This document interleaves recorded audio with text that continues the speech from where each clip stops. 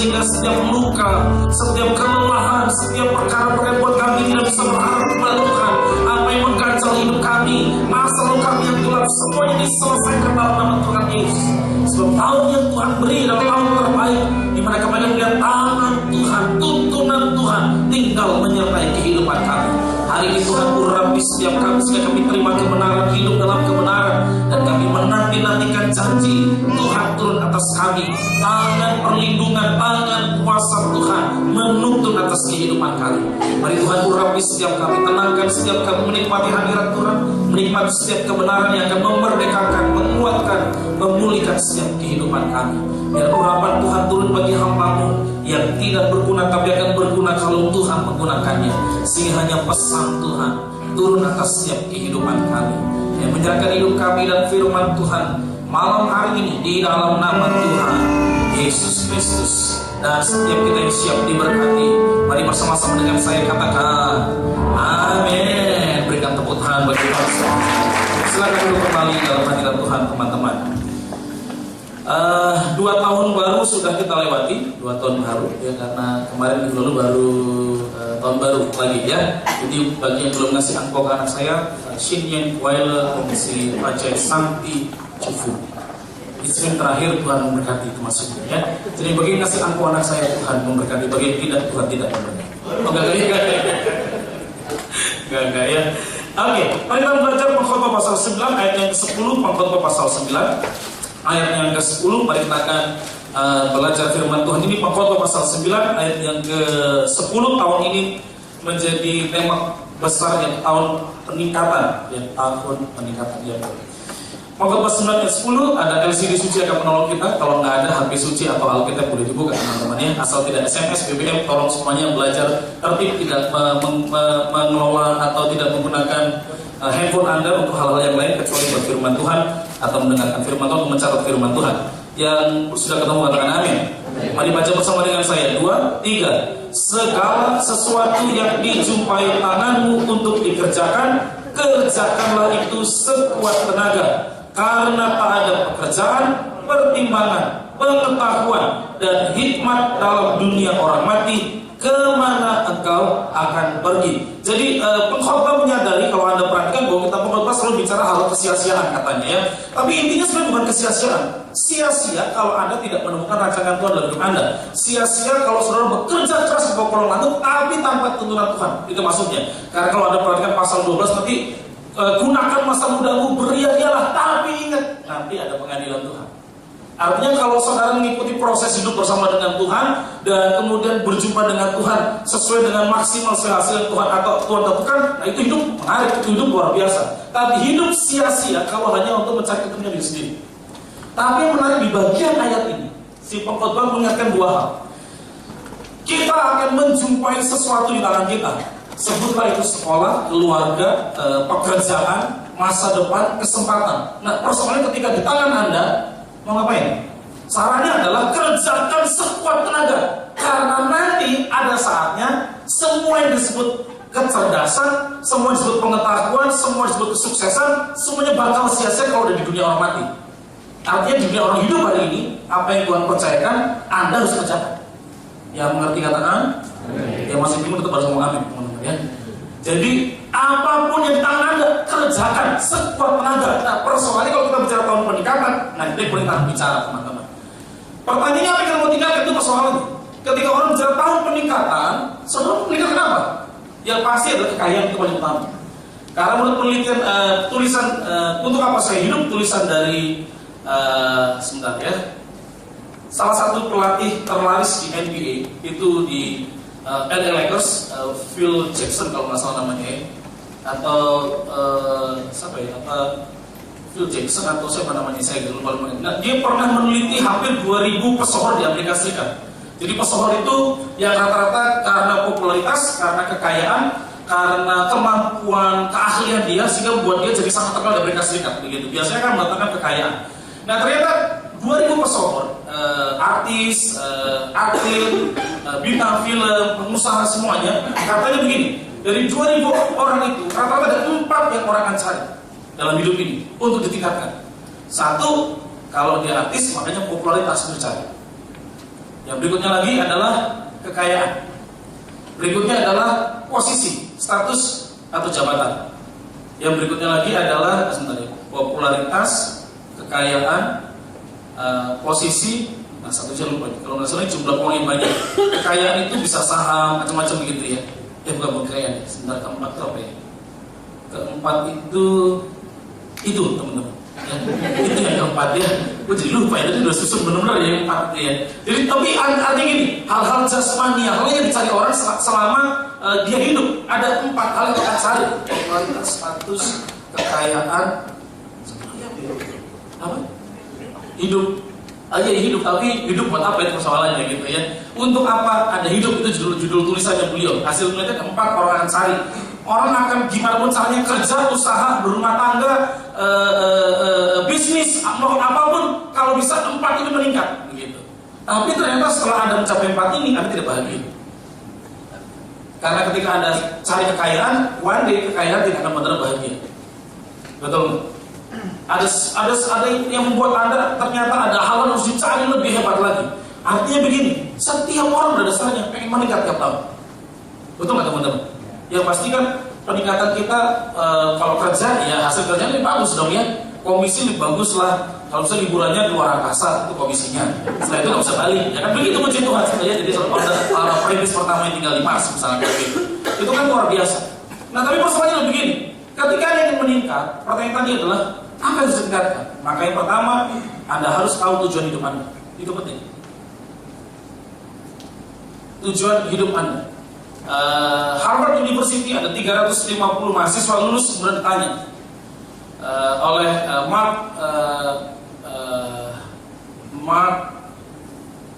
Mark Zuckerberg, bukan ya, beda lagi kalau Mark Zuckerberg ya.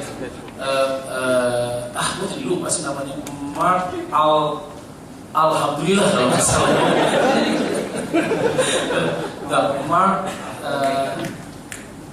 Mark McCormack itu namanya. Jadi beliau memberikan pertanyaan pada 350 mahasiswa Harvard yang lulus hari itu.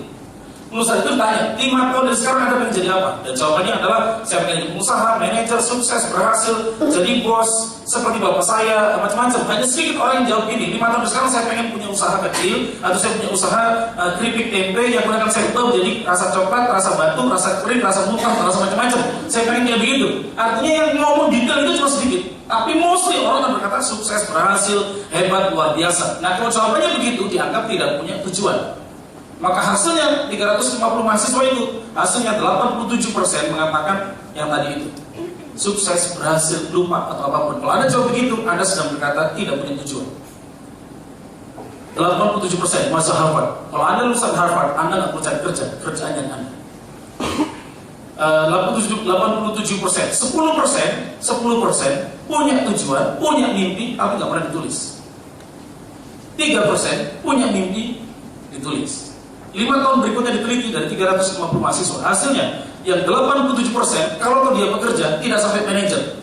Karena merasa, ya hidup, yang penting gue punya status kan. Kerja cukup.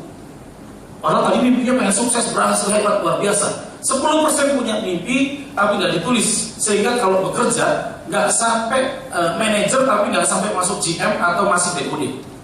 Karena tadi ya, karena dia ikut mimpinya kadang lupa. Ketika pacaran dan berada dekat, membuatku mengerti apa itu arti kenyamanan, gitu ya. Dan akhirnya ketika putus, kau hancurkan aku dengan sikapmu, bukanlah ingatanku, dan akhirnya lupa akan tujuannya lagi. Wah, akhirnya hatinya terluka lah, kau hancurkan aku dengan sikapmu, macam-macam begitu. Dan akhirnya ingat, saya nggak punya mimpi, dikejar lagi. Tapi terlambat jadinya. Tapi yang 3% yang punya mimpi ditulis, rata-rata mereka tidak beristighfar. Mereka kejar mimpi ini, karena tahu saya mau ngapain. Dan kebanyakan mereka adalah BOD atau pemilik usaha. Nah persoalannya ada mau menikah, apa yang mau menikah? Biasanya tujuan hidup terbagi beberapa hal, jangka panjang atau jangka pendek. Kerohanian, orang juga harus tahu kan. Tahun ini saya mau ngapain? Saya baca Alkitab baru sampai selesai. Itu peningkatan. Tahun lalu nggak pernah baca misalnya. Tahun ini oke lah, paling nggak 1 pasal 1 hari, nggak habis nggak apa-apa. Tapi yang tahun lalu 1 pasal 1 hari, tahun ini mau ngapain? Lu kan harus menikah begitu. Betul teman-teman. Nah, Anda punya nggak persoalannya? Kalau nggak punya, ya jangan salahkan Tuhan. Berkata Tuhan, kok kenapa orang itu nggak pernah doa, nggak pernah baktian, tapi dia bisa berhasil. Sementara saya itu cinta Tuhan, gue mau cinta Yesus selamanya. Pokoknya saya ngerti ayat, semua ngerti, saya kebaktian, pelayanan dewasa muda. Tapi kok hidup saya stuck begitu saja? Ya karena Anda nggak tahu mau nikahnya gimana. Kerohanian kita menikah atau enggak? Jadi jelas. Apakah tahun ini kapasitas saya berkembang, kemampuan saya? Kalau saya tadi WL atau singer, caranya saya mungkin harus berubah. Harus lebih solomisasi. Atau pitch control lebih jelas. Sehingga menurut Anan saya tetap bisa stay di sini dan tidak perlu melambaikan tangan di kamera. Loh kan Anda mesti jelas. Kerohanian. Kemudian adalah pekerjaan Anda mau menikah apa enggak? Loh kan Anda mesti jelas. Oke, saya ternyata banyak sering terlambatnya atau saya terlalu banyak mengacukan pekerjaan saya. Tahun ini saya enggak. Loh kan orang harus tahu dulu tujuannya mau ngapain. Tahun ini saya punya 7 hal yang harus saya kerjakan. 7 hal termasuk keluarga saya. Nah kalau Anda nggak punya tujuan, terus apa yang mau nikah? Terus jangan bilang di akhir tahun Tuhan nggak setia pada kita. Ya enggak. Karena Anda nggak tahu mau ngapain. Jadi kenali tujuan Anda. Tahun ini mau ngapain? Karena Anda jadi orang muda cuma sekali, menjadi tua cuma sekali, mati cuma sekali. Kita tidak hidup 1000 tahun lagi. Begitu jadi jenglot Anda. Ya udah 1000 tahun sesudah. Anda mau ngapain? Pernah tak pikir kan di awal tahun? Apalagi itu tahun monyet api ini yang akan membakar semua. Apalagi seorang yang lahir bagi kayu lah, begitu ya. Tikus air habis sama api nanti. Terus kan, sebenarnya kalau nggak tahu mau menikah tapi ini kan persoalan. Ada banyak orang-orang muda ini persoalannya nggak cuma di gereja ya. Bahkan ketika saya keluar ke kelas-kelas motivasi juga banyak orang bertanya, aduh apa ya? Ya pokoknya meningkatlah, semua baik. Ya apa tapi? Karena di situ nanti kemudian kita akan belajar yang kedua. Pertama, tahu tujuan Anda dulu. Yesus datang ke bumi tahu tujuan, menyelamatkan orang-orang dunia ini. Dia tahu dan dia bikin step by step, memperkenalkan diri, pengajarannya, mujizatnya, sampai kebangkitannya. Jadi kamu jadi percaya. Lu selalu ada tujuan. Ketika Anda nggak punya tujuan hidup, Anda gagal. Itulah kenapa saya suka tulisannya Helen Keller ketika diwawancarain oleh para wartawan ketika mendapatkan medali kehormatan dari Queen Elizabeth. Helen Keller adalah seorang ibu buta tujuh bisu yang Anda pasti sudah tahu dan punya 4 gelar sarjana. Pekerjaannya pengacara, 3 sarjana bahasa. Salah satu adalah sarjana bahasa Yunani. Itu sulit sebenarnya. Dan kemudian ketika ditanya, Helen Keller menurut kamu orang yang lebih menderita dan lebih kasihan dari kamu orang seperti apa? Dan dia bilang, orang yang lebih kasihan dan lebih menderita dari saya adalah orang yang punya mata tapi tidak bisa melihat tujuan hidupnya. Itu lebih menderita dari saya. Karena harinya sia-sia gitu dong. 24 jam hilang, 24 jam hilang, 24 jam hilang. Lama-lama, tua, udah botak. Saya botaklah dengan berobat Tuhan. Itu kan penting sebenarnya. Iya dong bro, betul nggak? Berbeda di antara kita karena kita nggak tahu meningkatnya apa. Hubungan mau dibawa kemana hubungan kita? 7 tahun pacaran, 9 tahun pacaran, 11 tahun lagi pacaran. Lo kan mesti menikah jelas. Itu bukan tanda. Lo semuanya mesti menikah gitu ya. Hubungan suami istri menikah nggak? Tahun ini belum. Kan mesti jelas apa yang mau menikah teman-teman. Jadi kenali tujuan Anda. Yang kedua adalah ini orang harus sadar. Kenali keunikan Anda. Di bumi ini tiap orang unik, Bapak Ibu Saudara. Teman-teman ada yang unik. Dan semua produk yang limited edition itu selalu mahal. Dan Anda ini limited edition. Loh iya dong. Karena menurut penelitian hanya ada orang yang mirip sama Anda 8. Hanya orang 8 yang mirip sama Anda. Di luar itu kepalsuan. Pasti operasi plastik dulu. Udah pasti. Tapi tidak mau orang mirip sama kita.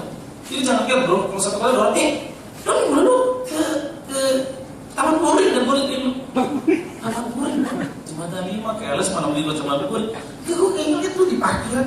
Apa yang gue? Tukang parkir bukan? Mirip doang, mirip.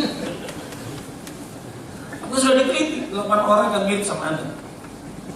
DNA Anda unik, tanda tangan Anda unik, tulisan tangan Anda unik. Katanya kalau DNA nggak dapat, sebenarnya, maka tulisan tangan dan tanda tangan itu juga termasuk DNA kita. Karena tiap orang tuh dengan jutaan syaraf itu waktu menulis tuh punya takaran berbeda semuanya. Hebat, unik loh kita juga. Semua orang itu unik.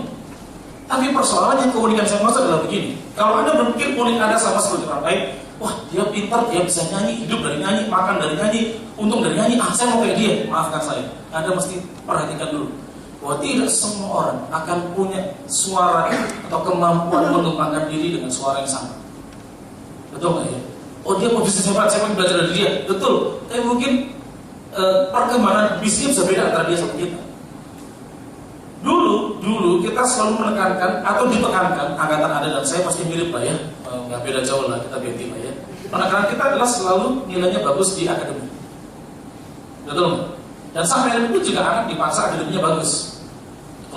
Kalau matematiknya 10, IPA-nya 10, biologinya 10, fisika 10, ini bakal sukses. Tapi kan Anda tahu buat ternyata enggak kan? Karena dulu orang bilang IQ, setelah IQ ditemukannya EQ, emosional, kecerdasan orang-orang yang hebat mentalnya kemungkinan jadi pengusaha. Tapi kemudian dari pengusaha muncul lagi yang baru namanya AQ, adversity quotient, kecerdasan memecahkan masalah.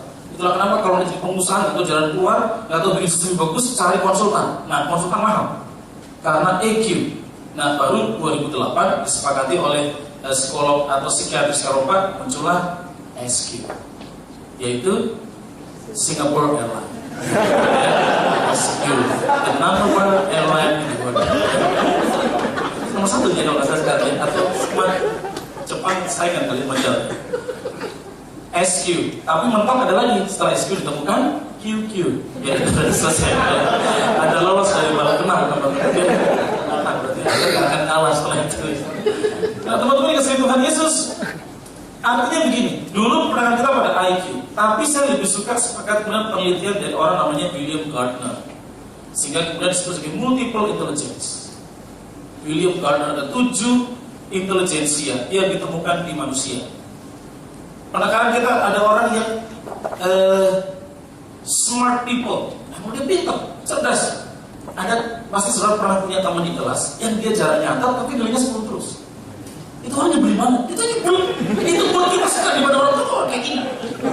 Ini orangnya bikin kita suka diomelin orang tua kayak gini. Kalau orang tua nggak kayak dia, orang kita gitu nggak pernah belajar, belajar sampai minum kopi mirip semuanya orang.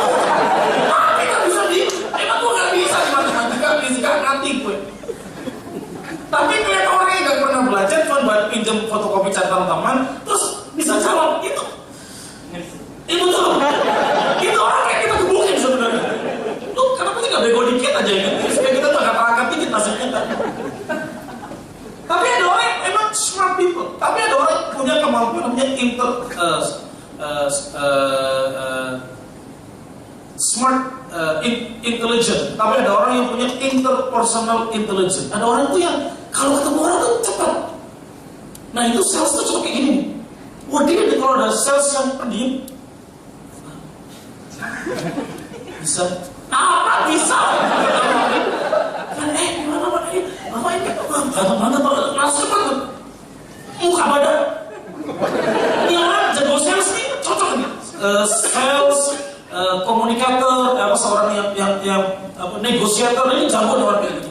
Tapi ada orang yang tadi interpersonal, dia intrapersonal. Intra itu berarti dirinya.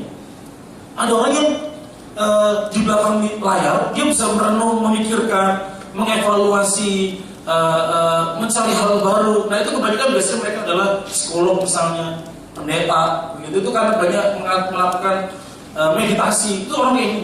Tapi ada juga orang yang smart picture intelligence. Jadi dia bisa menerjemahkan semua dalam bentuk gambar.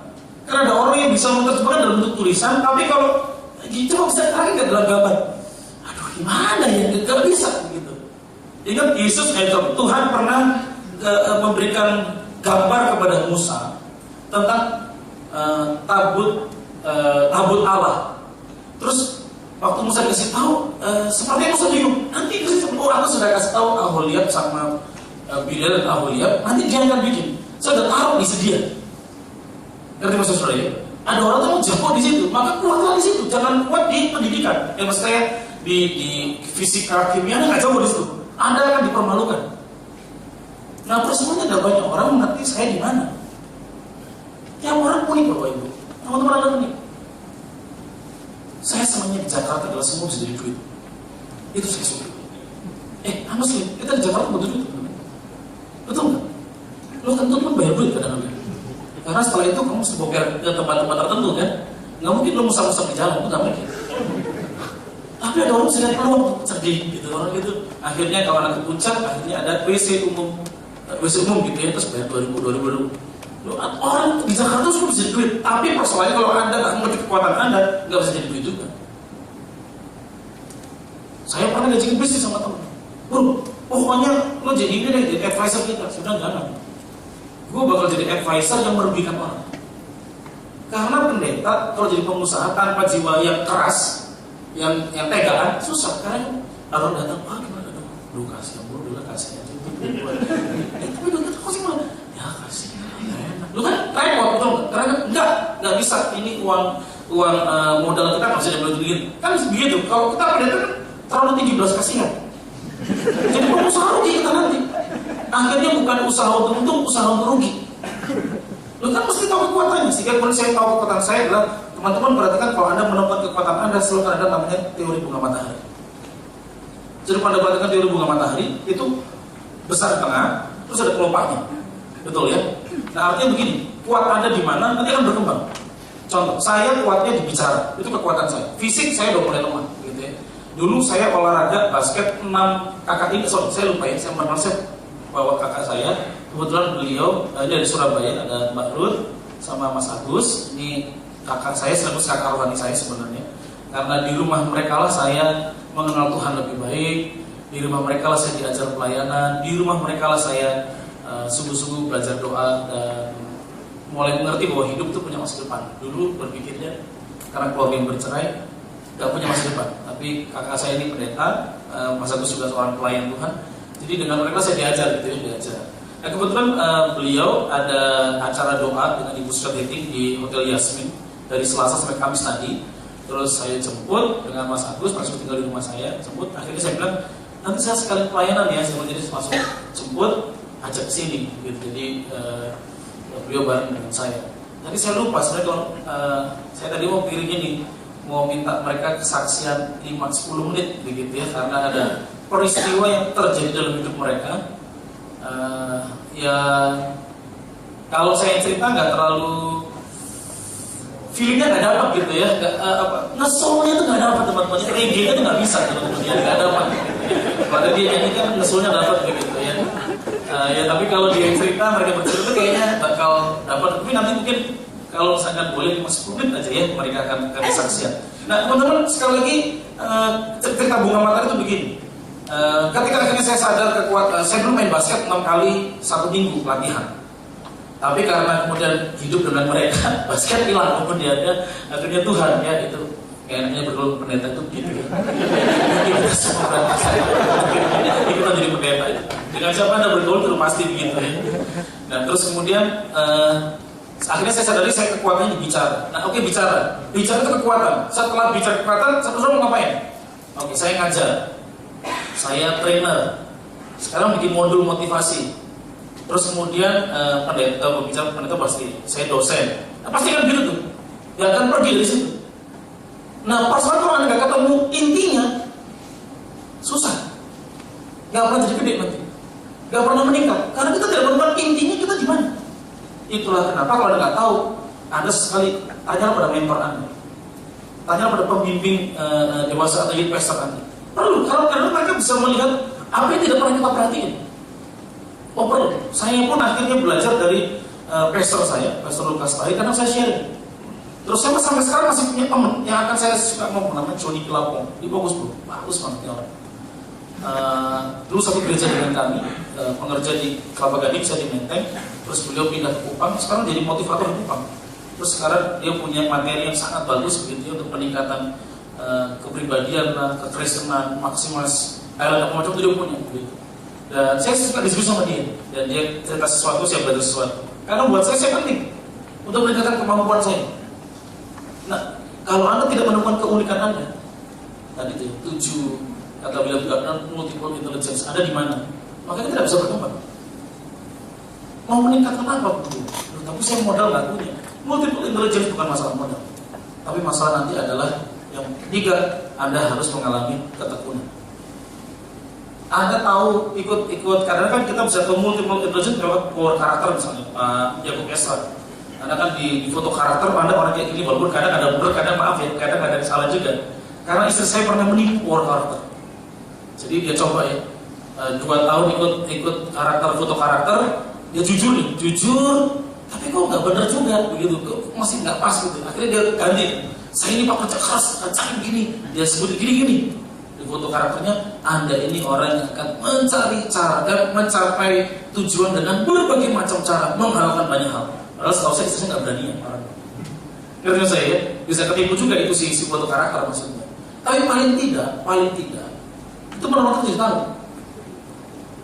Tes karunia kalau misalkan ada begitu ya. Jadi Anda tahu, begitu Anda tahu, tekunlah di situ.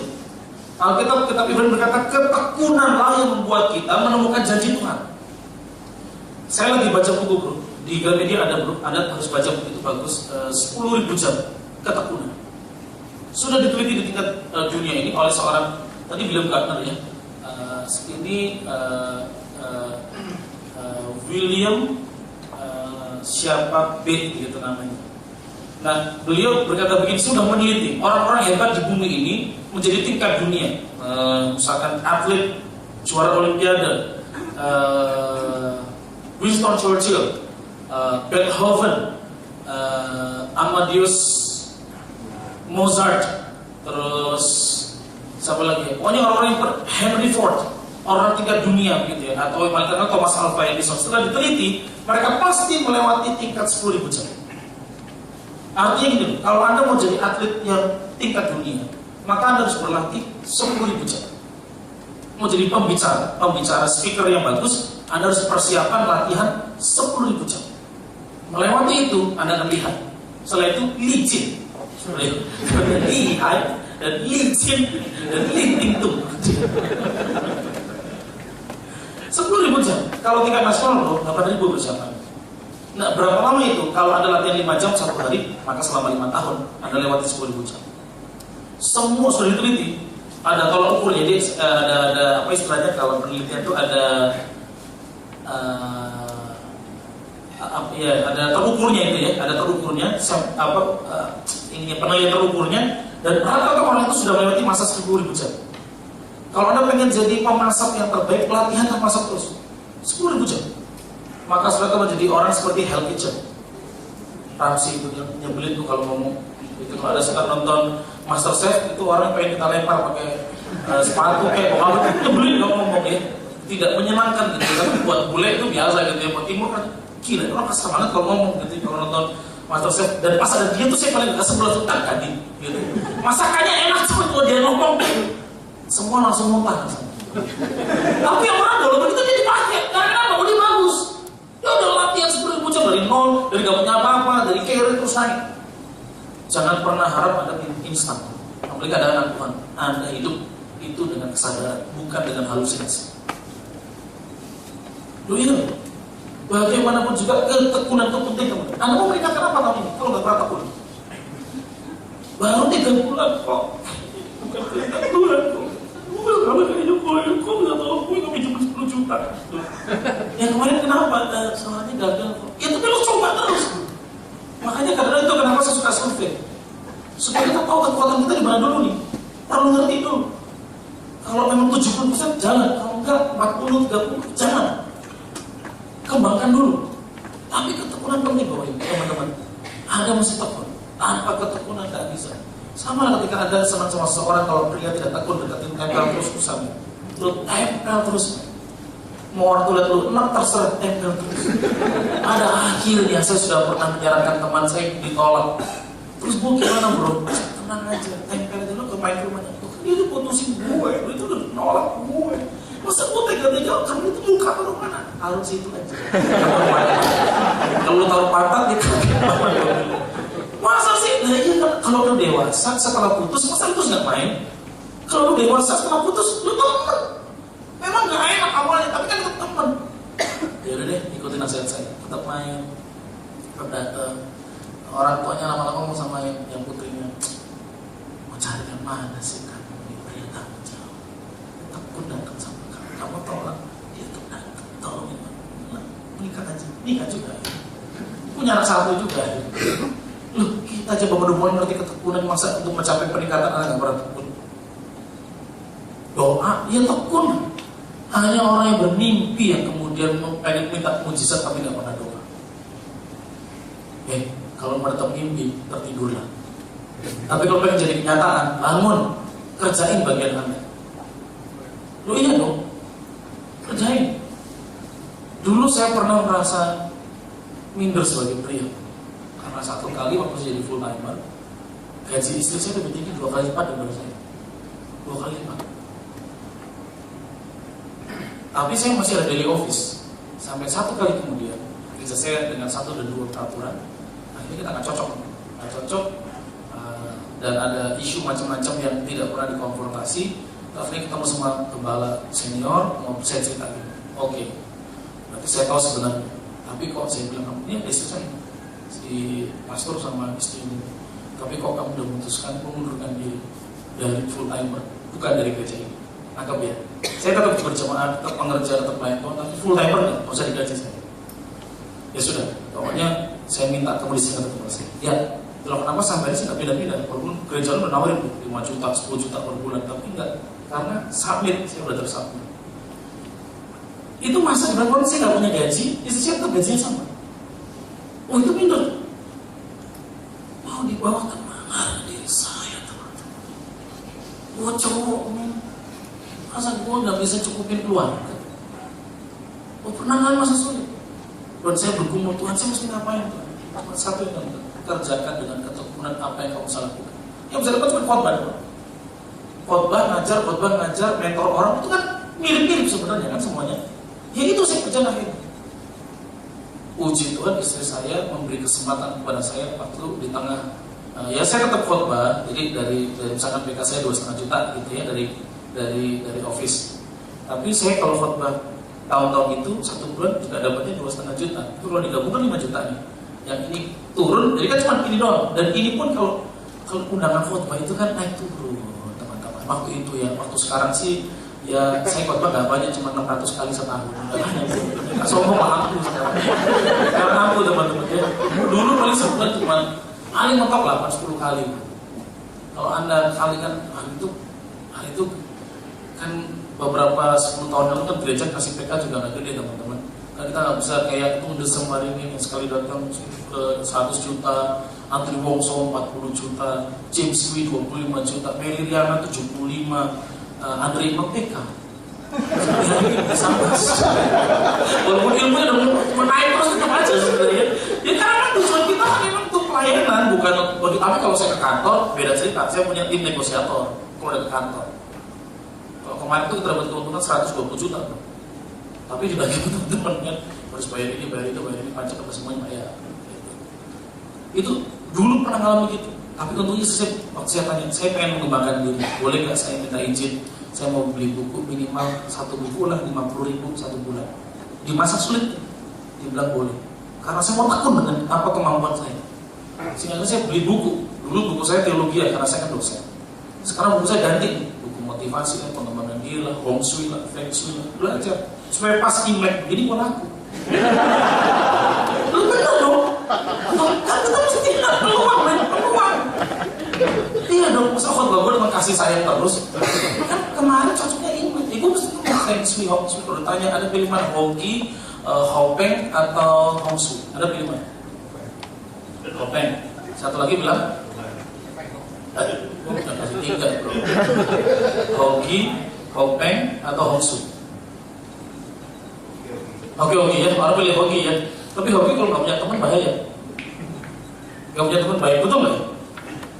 Hong Shui sebenarnya bisa tata letak begitu kan, nggak mungkin Anda taruh sofa di toilet, kan nggak mungkin. Orang geblek kalau begitu, harus tata letak supaya terlihat etikanya bagus kan begitu. Maksudnya gini, tetap tiga-tiganya penting, betul nggak? Ditambah nanti Tuhan pasti kalau kita Kristen begitu ya. Kan nggak bisa salah satunya, tiga-tiganya bekerja sama. Anda punya peruntungan yang baik, tapi nggak punya teman yang baik, dimakan orang Anda. Kalau punya teman baik, mensupport adalah lebih bagus lagi. Apalagi kalau Anda meletakkan diri, etika semuanya dengan bagus, itu lebih bagus lagi. Makanya belajar. Gue laku akhirnya. Muka boleh hitam, tapi laku kan gitu kan. Dewa dapur semua udah ngerti.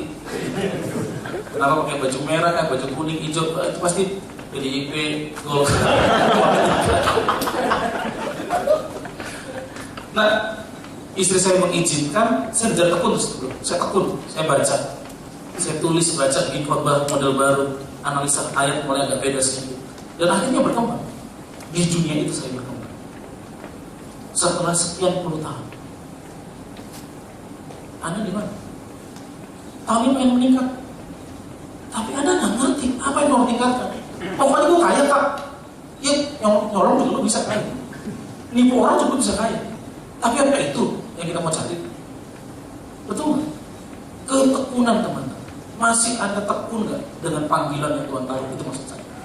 Setiap orang punya different and divine calling, and you must faithful in God calling. Yang artinya jangan lupa panggilan Tuhan bayar perpuluhan. Itu maksud saya. Ketekunan itu penting karena ketekunan menghasilkan Anda terima janji Tuhan. Yang terakhir, perlu sikap seorang pemenang. Jadi bagaimana kita mengalami peningkatan? Pertama, kenali tujuan Anda. Kedua, kenali keunikan 7 kecerdasan keahlian Anda. Yang ketiga, ketekunan. Yang terakhir, Anda harus punya sikap pemenang. Apa bedanya pemenang dengan pecundang katanya? Pemenang dan pecundang sama-sama punya masalah, sama-sama pernah jatuh. Tapi pemenang akan bangkit kembali, pecundang ya udah bersama ngapain? Ibu gini-gini aja, tidur aja. Ngapain gue nggak bisa bangkit lagi kok?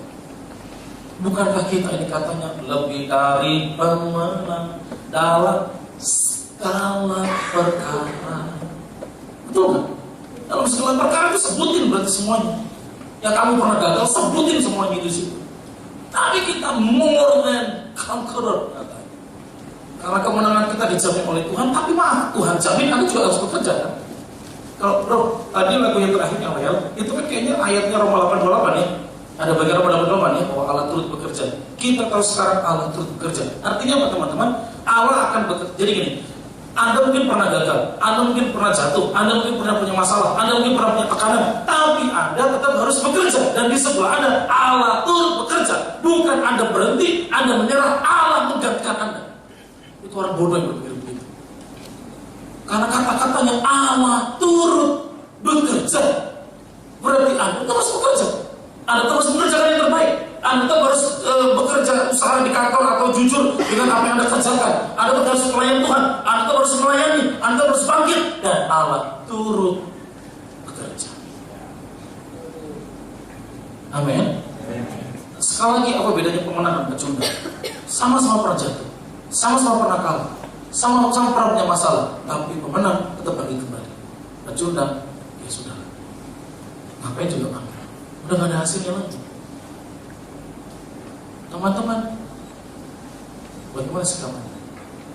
Sikap dibentuk karena habit atau kebiasaan. Tetapi saya suka tulisan David Myers. Apa itu sikap? Sikap merupakan suatu perilaku yang mencerminkan 3 hal. 1, pola pikir yang benar. 2, suasana hati yang benar. 3, motivasi. Sikap dipengaruhi dengan pola pikir yang benar. Ketika Anda gagal, Anda tidak berhasil, ketika Anda dilecehkan, ketika Anda dianggap tidak berharga, ketika Anda dijauhin orang, apa pikiran Anda? Kalau pikiran Anda seperti Filipi 4 ayat 8, semua yang baik, manis, sedang dengar, patut dipuji, mulia, pikirkan semua itu, maka pasti Anda kerjakan selalu yang terbaik. Suasana hati, jelas. Kan kita sering disebut moody woodpecker.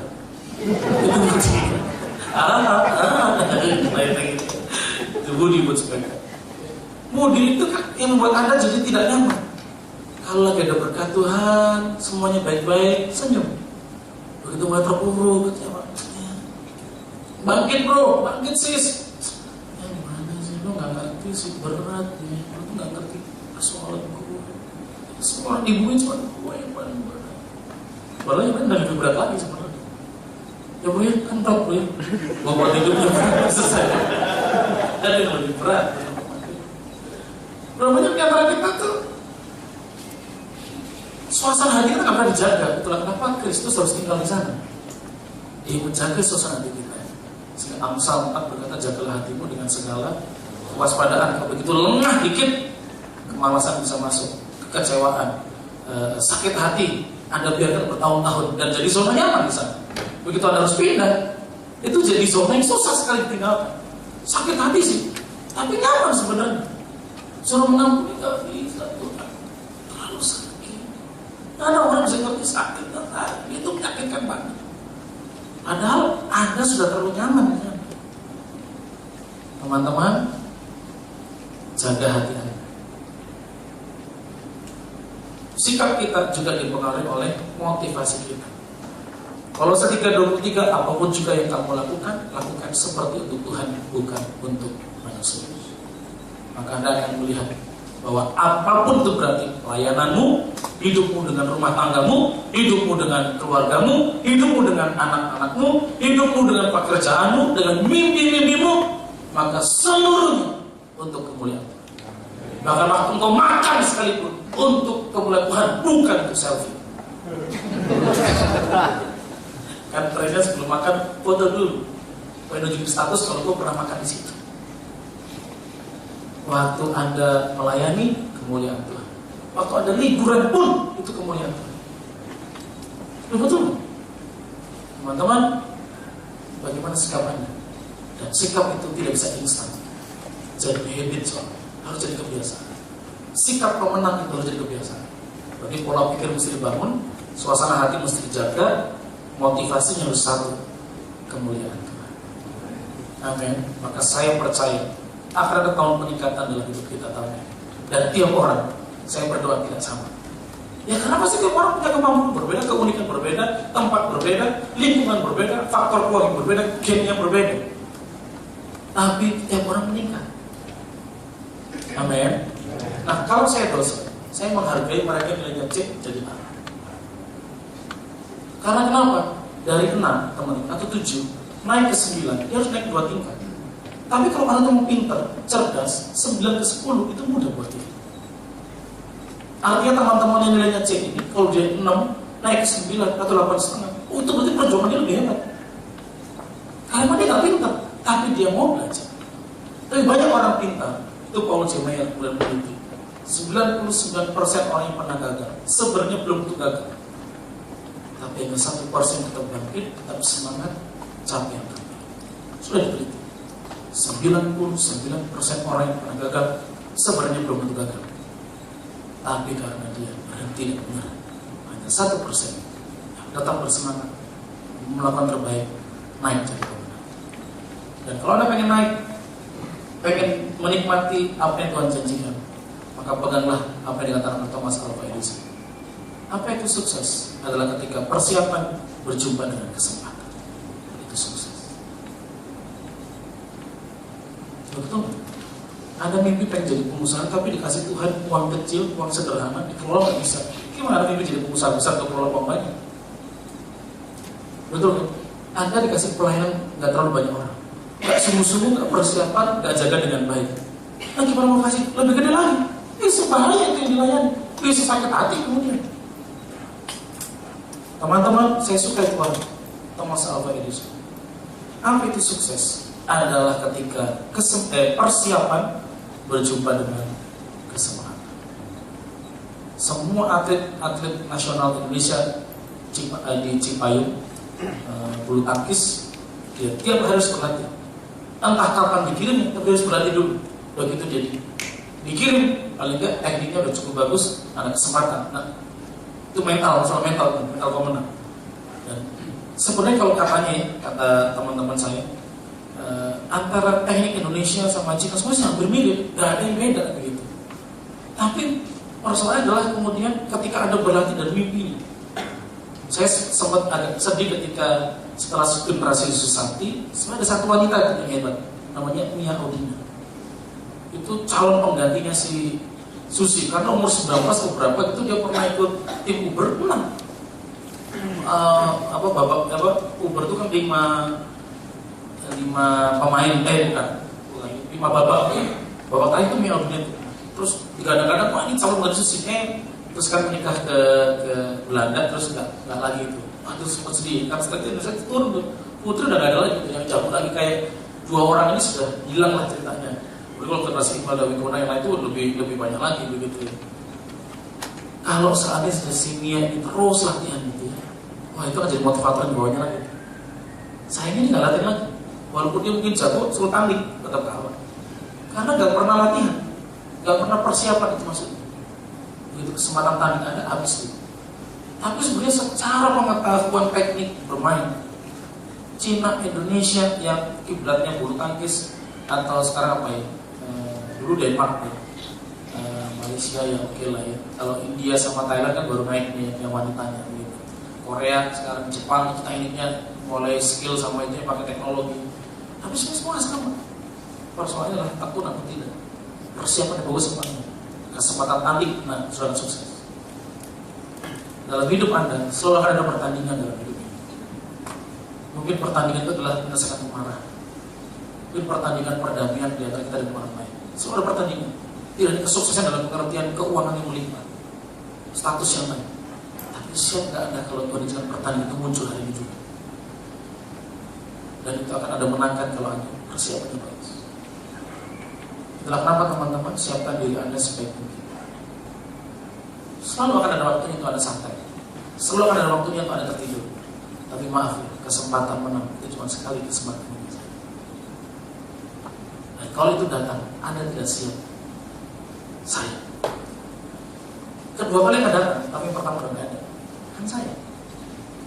Saya ajak setiap orang tahun ini coba renungkan. Saya mau meningkat apa nih tahun ini? Kalau Anda pelayan Tuhan, dari pelayanan saya apa yang mau meningkat? Kerohanian saya apa yang mau meningkat? Rumah tangga saya apa yang mau meningkat? Kalau saya pebisnis atau pekerja buka toko apa meningkat? Kalau saya pedagang kue online shop apa yang mau gue bikin? Dan gitu ya. Semua harus meningkat teman-teman. Kiranya Tuhan menolong setiap kita. Amin. Terakhir, Thomas Alva Edison pernah ditanya, si Pak Einstein pernah ditanya begini, Pak, jadi sebenarnya hanya orang-orang pintar lah ya, kan kalau berdasarkan tingkat kecerdasan orang, 60-90 itu jongkok, ya. 90-120 itu normal, 120 ke 140 itu pintar dengan rahasia minum tolamin tiap hari. Nah 141 ke atas itu jenius. Soal bertanya, wah Pak, kalau dia angka 141 ke atas pasti dia sukses Pak. Terus beliau berkata begini, oh enggak, sukses itu ditentukan dari 1% otak kecerdasan, 99% keringat dan air mata. Keringat dan air mata, nggak bisa jelaskan 5 menit lagi. nanti 5 menit nggak kelar-kelar kita.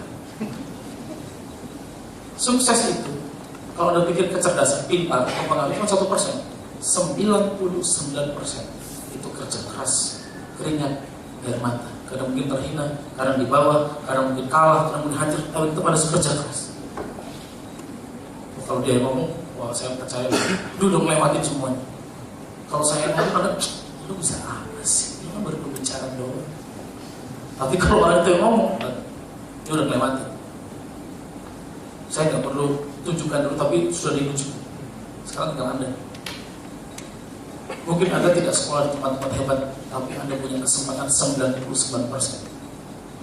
Plus ingatlah, Tuhan menyertai Anda. Immanuel, Allah beserta kita. Amin. Baru mau kesaksian?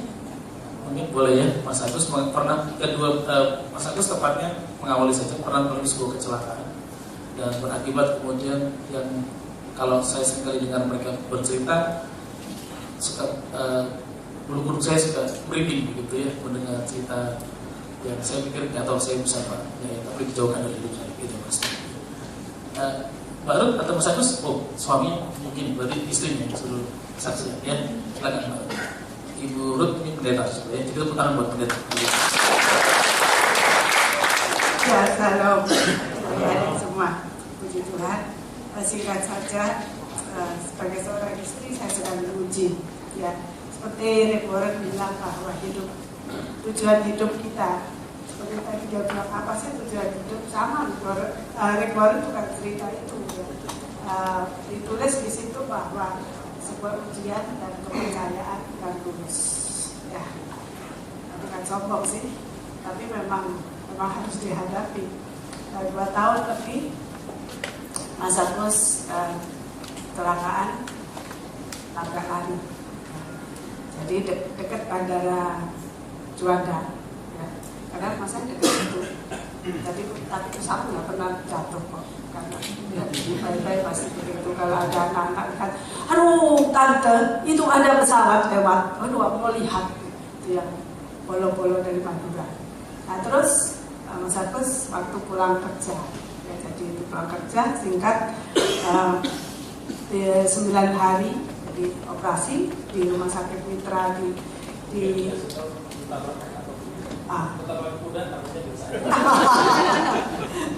jadi ini arah pulang ya, pulang kerja.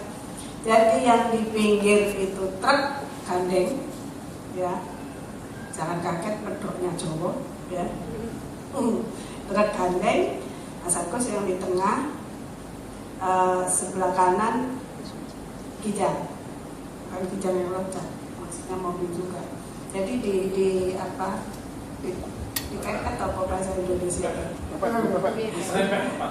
ya itu.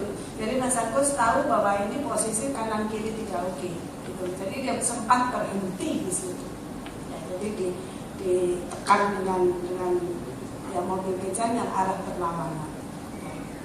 Jadi langsung pulang itu kaki sebelah kiri itu langsung bengkak. Terus kakinya nomor, kalau sepatu sudah 42, 43, nah itu paling kalau mau pakai sepatu mungkin nomor 50 gitu. Jadi besar begitu. Saya tahu bahwa itu karena menghitam begitu ya. Jadi langsung dioperasi dan 9 bulan dalam perawatan.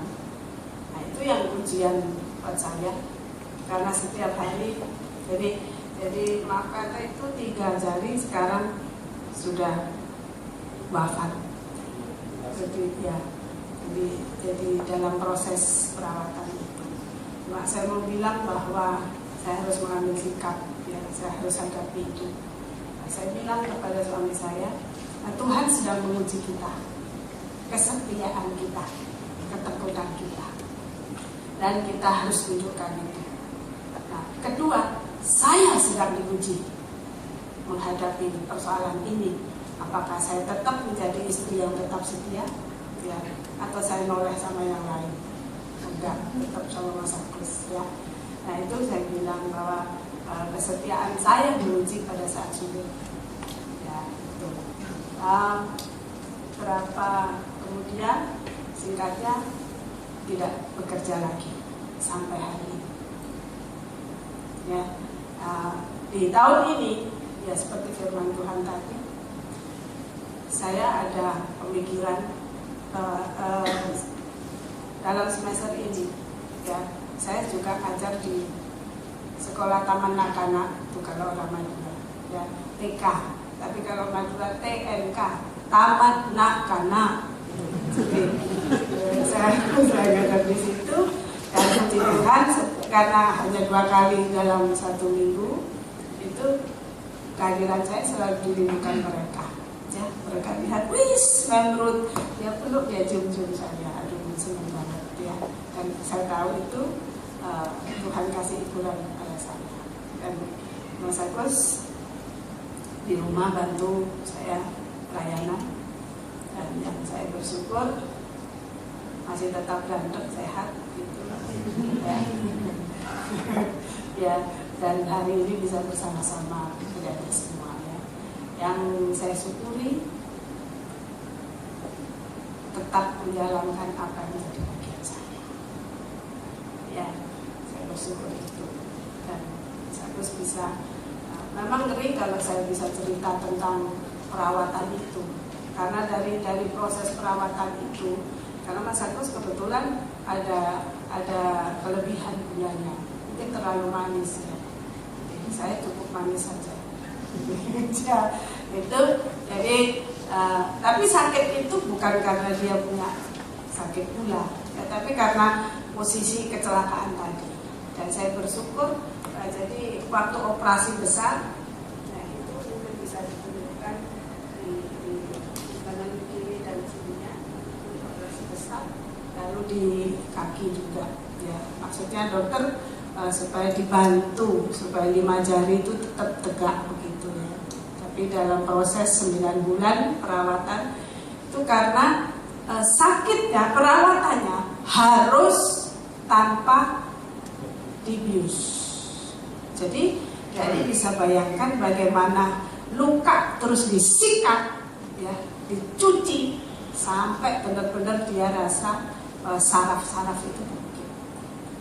Pelajaran rohani buat kami berdua.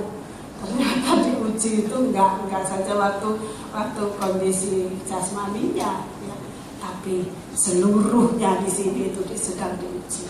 Jadi depan saya itu keluarga haji ya, sebelah kanan kiri itu didengar, siapa ya Tante Ruth yang teriak-teriak begitu. Ya namanya meraung-raung karena disikat. Mantri datang di rumah, jadi disikat begitu rupa sampai jadi ini tipis, hanya tinggal tulang dan kulit saja ya, karena ini hitam sampai ke bawah, dan di bawah ini seperti dipotong gitu loh. Jadi ada dalaman berapa senti itu, dan itu yang disikat ya, disikat terus dan teriak, pokoknya sampai benar-benar rasa sakit itu. Jemaat bilang, Tante jangan cerita itu Tante, kenapa? Langsung perutku sakit, ngeri kan. Tapi itu puji Tuhan. Saya pikir perkiraan mantri itu, Ibu, ini lama ya, lama karena kondisinya seperti ini, untuk membangkitkan saraf-saraf itu lagi. Jadi biayanya tak korting Bu, berapa? Pokoknya sekali hadir 100.000 saja. Sebab kalau enggak 150.000 9 bulan. Tapi Tuhan saya, Tuhan yang luar biasa. 2 tahun Mas Agus nemani saya, jadi di rumah katanya tambah mesra toh yang mereka lihat. Ya, jadi Tuhan tetap pelihara.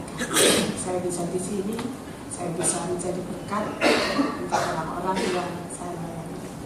Yang saya mau sampaikan bahwa apapun kondisi yang kita hadapi, kita nggak pecundang, kita nggak pengecut, tapi harus dihadapi, walaupun harus menangis. Tuhan baik kepada kita. Saya bersyukur. Terima kasih saja. kecelakaan waktu itu teman-teman. Jadi katanya saya pernah mendengar bahwa harusnya masa kecil dipotong di sini gitu ya, supaya tidak terlalu menjalar. Tapi terus mereka paksa jangan dulu dipotong sampai di situ. Jadi akhirnya mereka putuskan potong 3 jari. Nah, persoalan 3 jari itu udah hitam.